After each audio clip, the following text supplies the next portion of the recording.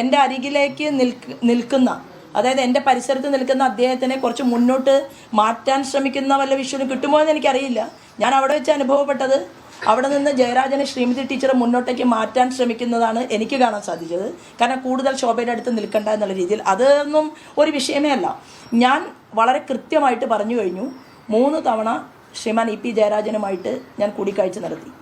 ഞാൻ കൂടിക്കാഴ്ച നടത്തി എന്ന് ഞാൻ പറയുകയും കൂടിക്കാഴ്ച നടത്തിയിട്ടില്ല എന്ന് ശ്രീമാൻ ഇ പി ജയരാജൻ പറയുകയും, എന്നാൽ കേരളത്തിൻ്റെ പൊതുസമൂഹത്തിനെ കൃത്യമായി ശ്രീമാൻ ജയരാജൻ്റെ ശരീരഭാഷയിൽ നിന്ന് തന്നെ ഈ കാര്യങ്ങളൊക്കെ നടന്നിട്ടുണ്ട് എന്ന് ബോധ്യപ്പെടുകയും ചെയ്തതിന് ശേഷവും ഇത്തരത്തിലുള്ള ഒരു ചോദ്യത്തിനും ഉത്തരത്തിനും പ്രസക്തിയുണ്ട് എന്ന് ഞാൻ കരുതുന്നില്ല. പക്ഷെ ഇപ്പോഴും എനിക്ക് പറയാനുള്ളത്, കേരളത്തിൻ്റെ മുഖ്യമന്ത്രി പിണറായി വിജയൻ പാപി എന്ന് വിളിച്ച, വിശ്വസിക്കാൻ കൊള്ളാത്തവൻ എന്ന് വിളിച്ച, ഫ്രോഡ് എന്ന് വിളിച്ച, ഗോവിന്ദൻ മാഷും വീണ്ടും ആവർത്തിച്ചുകൊണ്ട് ഫ്രോഡ് എന്ന് പറഞ്ഞ അതേ നന്ദകുമാറിനെ ഒരിക്കൽ പോലും തള്ളിപ്പറയാൻ ശ്രീമാൻ ഇ പി ജയരാജൻ തയ്യാറായിട്ടില്ല എന്നുള്ളത് കേരളത്തിൻ്റെ പൊതുസമൂഹം മുഴുവൻ നോക്കിക്കണ്ടതാണ്.